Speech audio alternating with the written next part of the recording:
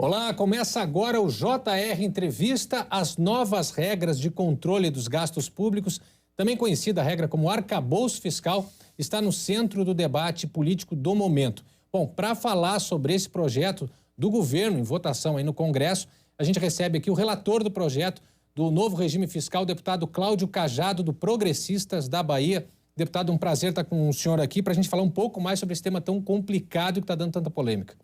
Prazer meu, Guilherme. Abraço para você e a todos que nos assistem aqui no JR. Bom, para a gente começar a falar desse assunto, eu já queria ver a diferença, para a gente explicar no seu texto qual é a diferença que fica do arcabouço fiscal, desse pacote fiscal, em relação ao teto de gastos que era praticado nos últimos anos aqui. Bom, o teto de gasto ele tinha como princípio o controle das despesas em relação a um limitador que era a inflação. Então, nenhuma despesa poderia crescer acima da inflação e quando você precisasse fazer novas despesas, aumentar algumas delas, como foi o caso do Bolsa Família, ou fazer investimentos, você não podia. Então, ele, ao longo do tempo, ele foi comprimindo muito as despesas discricionárias. São as que você pode usar para fazer gastos mais, digamos assim, soltos. E o teto de gasto, ele foi útil ao seu momento, mas provou-se ao longo dos anos, completamente ultrapassado, tanto que tivemos que furá-lo algumas vezes. Esse novo regime fiscal, ele tem por objetivo, primeiro, atingir uma meta de resultado primário. A partir deste ano, -1, ano que vem 0, ou seja, equilibra, não deve mais. A partir do ano de 2025, passa a ser positivo, com meio, depois 1 e 1,5 em 2027. Então, ao longo que ele persegue uma meta de resultado primário, ele também prevê investimentos, o valor era 78 bilhões, nós colocamos 0,25% do PIB e uma possibilidade de manter despesas acima da inflação, entre 0,6% até o teto de 2,5%. Atingindo-se as metas, você pode gastar até 70%. Não atingindo as metas, cai para 50% dos gastos hoje dentro da base. Pois é, um plano mais sofisticado do que a gente vinha aplicando. Inclusive, só para explicar, resultado primário, para quem não está acostumado com esse tipo de tema, é a diferença entre despesa e receita que está previsto na Lei de Diretrizes Orçamentárias. Mas um detalhe importante nesse texto que foi aprovado.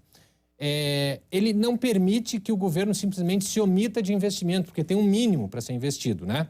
Que é 0,6 ponto percentual acima da inflação registrada no ano anterior. Mas limita também uma chamada gastança em 2,5 acima da inflação registrada. Isso veio já como uma proposta do Ministério da Fazenda, né?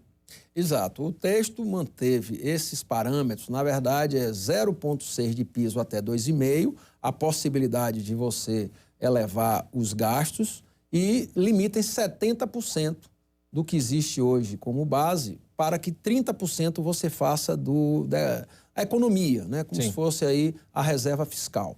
E nós mantivemos esse conceito, achamos um conceito inteligente e o que se deseja é o equilíbrio das contas públicas, Guilherme. O governo não pode gastar mais do que arrecada.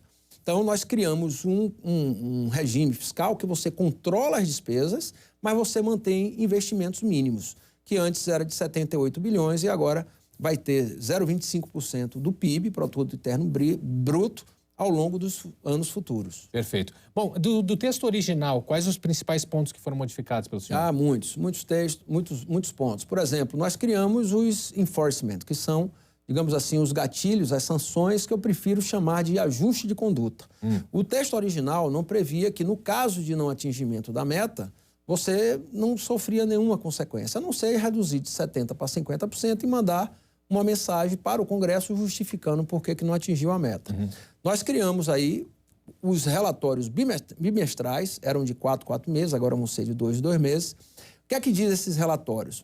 Fazem a avaliação de como está a receita e como está a despesa, para que todos possam ir acompanhando o desenvolvimento das contas do governo federal. É como se fosse uma bússola, que você tem um caminho a seguir e vai monitorando se você está fora ou não. Se o governo arrecadar menos do que está gastando, vai ter que contingenciar algumas despesas. Então, nós incluímos essas possibilidades. Primeiro, de fazer os relatórios bimestrais, de 2 em 2 meses, de fazer os contingenciamentos e, se não atingir a meta, aí começam a entrar vedações. Você não pode aumentar desonerações, você não pode fazer novas despesas.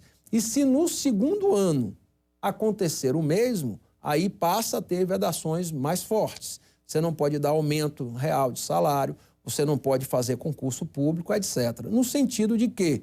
De que você possa forçar o governo a manter o equilíbrio das contas públicas com vistas a diminuir o enorme endividamento que o governo federal tem junto às instituições financeiras. Bom, aí tem 2 pontos sobre, nesse cenário, vamos dizer assim, pintar um cenário pessimista, que é o de déficit primário, por exemplo. Não se atingiu a meta mínima para o investimento. O senhor falou mesmo em desoneração. Por exemplo, caso de desonerações de folha de pagamento das empresas, podem estar arriscados nesse contexto?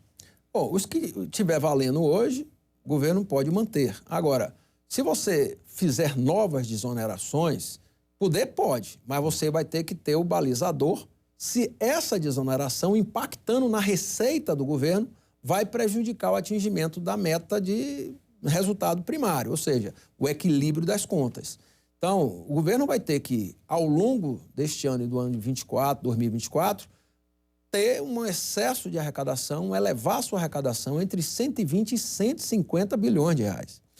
E eu não vejo muito espaço para que ele tenha que alcançar essa meta e, ao mesmo tempo, do outro lado, desonere ou folha de pagamento ou outros impostos que ele possa setorialmente tentar incentivar.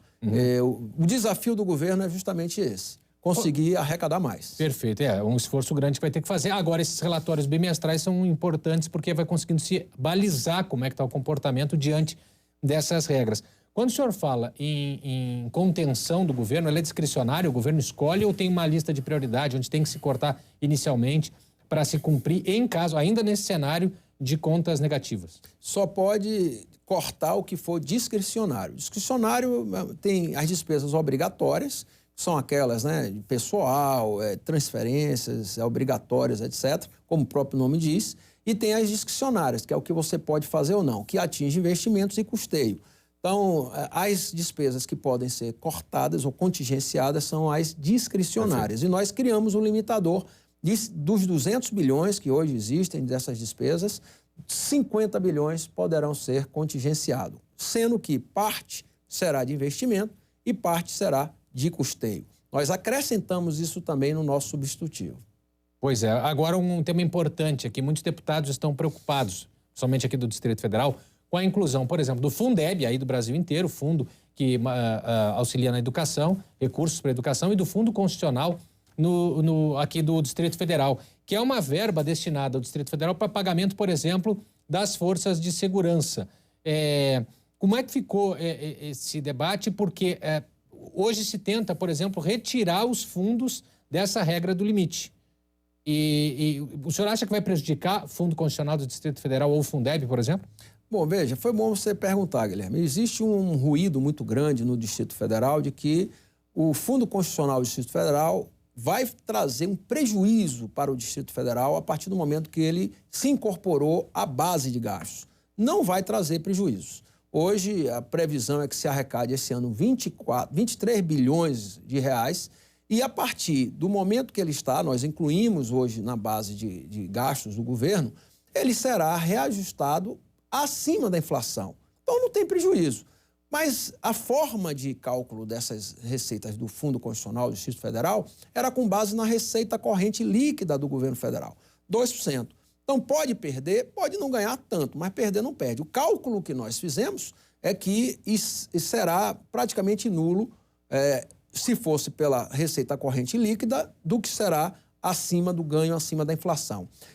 Existe aí uma narrativa de que vai se prejudicar os funcionários do Distrito Federal. Eu estou assegurando que não vai. O que é que nós tivemos como critério para colocar tudo na base de gastos do governo federal? O que tem impacto no resultado primário. Gasto é gasto. E eu não vou aqui colocar que o fundo do Distrito Federal é prioritário, em detrimento do fundo, por exemplo, da Aeronáutica, do fundo da Marinha, de outros fundos constitucionais, como o do Centro-Oeste. Todos têm o seu mérito. Claro que o Distrito Federal por ser uma cidade que cedia a sede dos poderes, tem uma questão da segurança que nós temos que levar em consideração, tem um tratamento diferenciado. E este fundo constitucional vai manter-se como um tratamento diferenciado para o Distrito Federal. Ninguém tirou um centavo sequer do Distrito Federal. Então, o que eu posso dizer é que hoje, esse fundo, como o Fundeb, que também não sofre nenhum processo de diminuição de receita, estão dentro da base de gastos do governo federal, porque não tem neutralidade orçamentária. Claro. Quem ficou de fora é quem teve neutralidade orçamentária. O que é que quer dizer? Entra a receita e sai a despesa sem nenhum impacto no resultado primário das despesas do governo federal. Não tem impacto no caixa geral. Agora, isso. Uma conta da Secretaria de Planejamento aqui do Distrito Federal, que está sendo muito defendida e foi levada, inclusive, à discussão, avalia em torno de 8 bi a perda mensal, 8,9 bi, para dar 89 bilhões num prazo de 10 anos em termos do que o Distrito Federal deixa de receber. Para você ter uma ideia do orçamento total do Distrito Federal para esse ano, 40% vem do Fundo Constitucional. Por isso a preocupação. E os deputados, a bancada do Distrito Federal na Câmara dos Deputados diz que o senhor não deu muita atenção para essa conta. Não é verdade. Como é que ficou essa discussão? Não é verdade. Eu recebi os senadores, que eu tenho o maior respeito, senador Exalci, senadora Leila, senadora Damares, os deputadas daqui do Distrito Federal, os deputados do Distrito Federal, recebi com maior atenção, maior respeito, porque eu tenho 8 mandatos dentro da Câmara dos Deputados, vivo aqui em Brasília, sou da Bahia e jamais prejudicaria aqui Brasília, muito menos os colegas que têm legitimidade em defender. Claro, direito de defender todos os benefícios que vêm aqui para o Distrito Federal e o GDF. Esses cálculos não prevalecem. Pegou-se uma parte de 2002 a 2012 e se projetou ao longo dos anos. Nessa época, entre 2002 e 2012, você tinha aí, fazendo parte da base, ICMS. Você teve vários impostos que foram criados, CID e CPMF, e isso não existe mais. Se você pegar e fizer o cálculo 2012 até os dias atuais, 2023, é completamente diferente a projeção para daqui a 10 anos. O que nós fizemos com os consultores legislativos do Congresso Nacional, da Comissão de Orçamento, a perda, se chegar, é em torno de R$1 bilhão ao longo de 10 anos. 1 bi em 10 anos? Pelos cálculos que foram feitos pelos consultores da Comissão de Orçamento. Praticamente igual, é 1%. Bom, a gente está falando de 10 anos. Nesse tempo aí, ainda vem muita reforma tributária, muita discussão tributária no caminho. Isso também vai ter impacto, então, quer dizer, uma discussão longa sobre isso. Bom, quero só dar um... Guilherme, você me permite? Claro, por favor. Bom, o próprio Tribunal de Contas da União definiu em 2018, através de um acordo, que deveria se chegar a um novo cálculo do repasse para esse fundo constitucional. Existe uma determinação de um órgão de controle, como o TCU, que nós, inclusive, levamos em consideração dessa discussão. O que tem de procedência para essa questão é que houve uma rapidez grande nessa tomada de decisão. Eu só tive praticamente 3 semanas para poder apresentar o relatório e ser votado. Acho que merece mais discussão, mas o critério que foi usado para todos. Perfeito. Bom, recado agora para você que está nos assistindo. Você pode assistir ao JR Entrevista na Record News, sempre também no portal R7, além do Play Plus e nas nossas redes sociais, sempre acompanhando os conteúdos que a gente traz aqui no JR Entrevista. Bom, mas eu queria lhe perguntar, já que a gente falou em contenção, que o governo tem que reduzir os gastos, existe previsão no texto de alguma sanção, alguma punição, caso o governo desconheça isso e tente empurrar, como já se fez, o tal do furo do teto de gastos? Tem alguma previsão? De mudar essa lei no futuro? Não, de punir o governo caso ele não se atente para essa questão, por exemplo, de contenção de gastos no momento em que haja uma queda na receita, por exemplo. As punições, eu prefiro trocar a palavra para falar ajustes e condutas, estão especificadas dentro do meu relatório. Sim. Quais são? Primeiro, você tem que obrigatoriamente fazer esses relatórios bimestrais para que possamos ter conhecimento publicamente de como estão as contas do governo.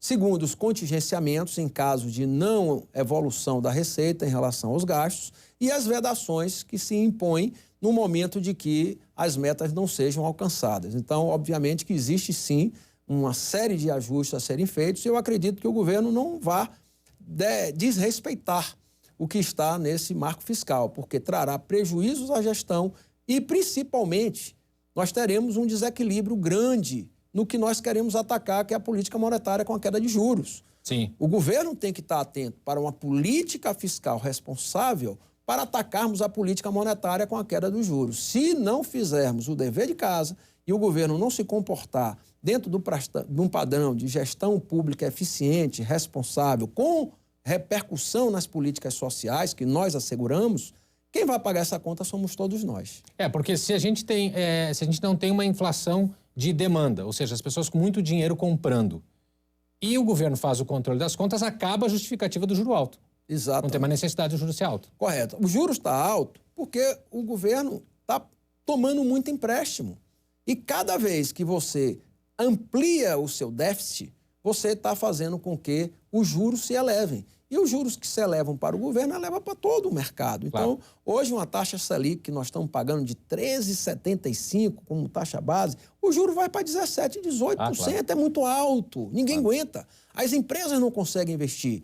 Quem precisa de tomar dinheiro emprestado para manter as suas empresas em funcionamento, ficam asfixiados. Então, isso traz aumento terrível do preço para as pessoas, seja da comida, seja da luz, seja da água, de tudo. Então, nós precisamos ter em mente que um governo com equilíbrio é benefício para toda a população. E na dinâmica da economia, quando se trava o investimento, você acaba, no segundo momento, travando a arrecadação, porque se investe menos, tem menos recolhimento de imposto, quer dizer, é todo um ciclo aí que a gente tem que observar também. Perfeito. Bom, nesse contexto, como ficam Bolsa Família e salário mínimo? Bom, o Bolsa Família, o salário mínimo continua na base, o governo vai priorizar sempre essas ações de custeio, porque são despesas obrigatórias importantes. E no caso da política do salário mínimo, existe uma lei em tramitação na Câmara que nós vamos votar. E quando votarmos essa lei, o salário mínimo fica excepcionalizado de qualquer vedação, justamente para que você possa induzir a que o mais humilde, as pessoas mais pobres, não tenham que assumir o ônus de um equilíbrio fiscal em cima da macroeconomia. Então, nós estamos excepcionalizando, no caso de não atingimento das metas, que o governo possa continuar com a política de valorização do salário mínimo. Salário mínimo e Bolsa Família também. O Bolsa Família continua, mas o governo tem a liberdade de poder aumentar, se assim desejar, através de uma mensagem ao Congresso Nacional. Certo. Tudo dentro desses relatórios também, tudo que vai ter impacto no orçamento, vai para o relatório. Esse relatório é apresentado nas comissões, Câmara e Senado? Como é que funciona a avaliação do relatório? Não. Ele só fica público? Não, o relatório bimestral, Isso, ele é divulgado publicamente, mas a mensagem que eu falo é que o presidente da República, querendo fazer uma despesa pelo não atingimento da meta, ele pede ao Congresso Nacional que excepcionalize aquele valor, indicando a fonte de onde virá a receita para fazer o pagamento daquilo que ele julga prioritário. Para fazer o equilíbrio aí. Bom, o texto do projeto na Câmara teve aprovação por 372 votos a 108. O senhor considera uma vitória do governo? Não. Não? O governo Por quê? não. Eu considero, porque o governo não está com a sua base consolidada, construída. O governo hoje, não sei se chega a 130 votos, 140 votos. Os partidos que votaram são partidos de centro, muitos dos quais não estão na base do governo, como o Republicano, como o próprio partido que eu pertenço, o Progressista, como parte considerável do PL. Aliás, o Partido Liberal, que é a oposição ao governo, deu mais votos do que os partidos da base, como o PSOL e como outros partidos, né? Rede, por exemplo, que não deram a votação que deveriam a esse regime fiscal sustentável, que é fundamental e que o governo vai saber utilizá-lo em benefício próprio para fazer uma gestão melhor, atingindo os objetivos que façam com que eles tenham competência e resolutividade em cima do que lhes se pretende do plano de governo. Então, nós achamos que os partidos que deram voto, Guilherme, foram partidos que têm compromisso com o Brasil. O presidente Arthur Lira soube conduzir essa votação para que não houvesse o contágio, digamos assim, o ruído político em um projeto que o governo vai se beneficiar, obviamente, mas que é de interesse do Brasil e do nosso país. Perfeito. Deputado, vou pedir um intervalinho agora, a gente vai fazer um intervalo no JR Entrevista. Voltamos para falar o que acontece daqui para frente, depois da aprovação na Câmara. A gente já volta. Estamos de volta com JR Entrevista e aqui com a gente o deputado Cláudio Cajado, do Progressistas da Bahia, e a gente falando sobre a aprovação do arcabouço, pacote fiscal, ou seja, da regra para gerir as contas do governo federal a partir de agora. Bom, aprovado na Câmara, segue para o Senado. Expectativa de aprovação também lá. Acredito que sim. Eu conversei com o presidente Rodrigo Pacheco ontem e ele me disse que dará celeridade ao regime fiscal lá no Senado e eu espero que eles possam, fazê-lo da forma como nós fizemos na Câmara, com ampla discussão e de uma forma que haja um consenso para que o texto permaneça e, se tiver alteração, que seja o mínimo possível. Se tiver alteração, volta para apreciação na Câmara de novo das alterações. Né? Volta o processo, o projeto saiu da Câmara, sim. Havendo alteração no Senado, ele retorna para a Câmara. Retorna para aprovação na Câmara. Agora, o texto original abriu um espaço em 2024 e 2025 para se fazer um reajuste de investimento, um aumento de investimento de 2,5% pelo teto, podendo gerar um espaço a mais de gastos de 80 bi. E aí o mercado financeiro ficou de cabelo em pé. Isso continua no projeto? Foi aprovado também? Nós mudamos isso. Nunca houve os 80 bilhões, Guilherme. Agora, houve uma informação, um ruído no mercado de que o meu relatório substitutivo apresentado estava abrindo esse espaço de 80 bilhões. O que é que nós fizemos? Fizemos uma reunião no Colégio de Líderes, na residência oficial com o presidente Arthur Lira, e criamos um texto, artigo 15, que diz o seguinte: o projeto original previa 1,2 de diferença de receita. Então, esse 1,2, para chegar aos 2,5 agora, o governo vai ter que ter uma elevação de carga em torno de 1,8, alguma coisa, 1,6, alguma coisa assim, que chegue aos 2,5. Então, a diferença dos 2,5 para 1,2 do projeto original, o governo vai ter que elevar a receita no ano de 2024. Se ele não elevar, ele tem que devolver esse recurso em 2025. Ou seja, nós criamos um acordo no texto, no artigo 15, de que o governo, elevando a receita, ele poderá abrir um crédito em maio de 2024, para que ao final do ano permaneça o valor que ele abriu de crédito. Se em 2025 essa conta ficar diferente, ele vai ter que devolver e esse recurso não entra na base do cálculo. Ou seja, o governo é avalista do que ele está se comprometendo. Esse texto teve acordo e nós modificamos o relatório para incluí-lo.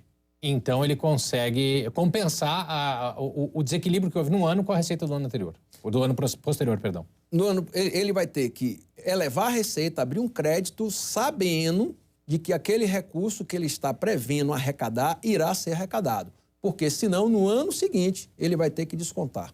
Tá certo. E isto foi fruto de um acordo, para que nós pudéssemos tirar essa ideia de que estava se dando 80 bilhões para o governo no meu relatório. Com isso, fica claro que o governo vai ter que elevar suas receitas algo em torno de 3,6% para atingir aí a diferença do 1,2 para os 2,5, que é o teto de gasto, no sentido de que, se ele não fizer e não conseguir essa elevação de receita de ganho real, no ano de 2025, ele terá que devolver os recursos que abriu o crédito em 2024. Tá certo. Deputado, muito obrigado pelos esclarecimentos. Um programa inteiro aqui para a gente falar de política fiscal e desse pacote que foi aprovado agora. Vamos ver como é que vai funcionar e como é que vai ser a apreciação também no Senado. Muito obrigado e até a próxima. Viu? Eu que lhe agradeço. Foi um prazer. Prazer é todo meu. JR Entrevista fica por aqui. Muito obrigado pela sua companhia. Lembrando que você pode assistir o programa sempre na Record News, no portal R7, no Play Plus e nas nossas redes sociais. Muito obrigado a você que nos acompanhou e até a próxima. Tchau, tchau.